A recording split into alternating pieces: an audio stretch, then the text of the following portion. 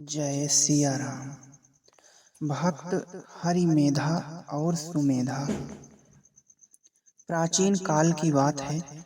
कश्मीर देश में हरिमेधा और सुमेधा नाम के दो ब्राह्मण थे जो सदा भगवान विष्णु के भजन में संलग्न रहते थे। भगवान में उनकी अविचल भक्ति थी। उनके हृदय में संपूर्ण प्राणियों के प्रति दया भरी हुई थी। वे सब तत्वों का यथार्थ मर्म समझने वाले थे। एक समय वे दोनों ब्राह्मण एक ही साथ तीर्थ यात्रा के लिए निकले। जाते जाते किसी दुर्गम वन में पहुंचकर वे बहुत थक गए। वहीं एक स्थान पर उन्होंने तुलसी का वन देखा। उनमें से सुमेधा ने उस तुलसी वन की परिक्रमा की और भक्ति पूर्वक प्रणाम किया। यह देख हरिमेधा ने भी वैसा ही किया और सुमेधा से पूछा, ब्राह्मण, तुलसी का महात्म्य क्या है? सुमेधा ने कहा, महाभाग, चलो उस बरगद के नीचे चलें, उसी की छाया में बैठकर मैं सब बात बताऊंगा।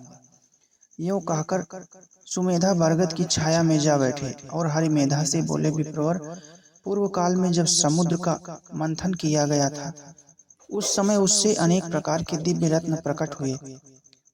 अंत में धन्वंतरी रूप भगवान विष्णु अपने हाथों में अमृत का कलश लेकर प्रकट हुए।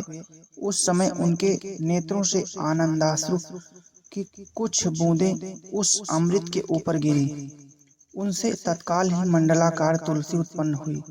इस प्रकार समुद्र से प्रकट हुई लक्ष्मी तथा अमृत से उत्पन्न हुई तुलसी को सब देवताओं ने श्री हरि की सेवा में समर्पित किया और भगवान ने भी प्रसन्नतापूर्वक उन्हें ग्रहण किया। तब से संपूर्ण देवता भगवत प्रिया तुलसी की विष्णु के समान ही पूजा करते हैं। भगवान नारायण संसार के रक्षक हैं और तुलसी उनकी प्रियतमा है, इसलिए मैंने उन्हें प्रणाम किया। सुमेधा इस प्रकार तुलसी की महिमा बता ही रहे थे कि सूर्य के समान तेजस्वी एक दिव्य विमान उनके निकट आता दिखाई दिया। इसी समय वह बरगद का वृक्ष भी उखड़कर गिर गया। उससे दो दिव्य पुरुष निकले जो अपने तेज से संपूर्ण दिशाओं को प्रकाशित कर रहे थे। उन दोनों ने हरिमेधा और सुमेधा को प्रणाम किया और अपना परिचय देते हुए कहा, हम दोनों देवता हैं और अपने पूर्व पाप के कारण ब्रह्म राक्षस होकर इस वट वृक्ष पर निवास करते थे।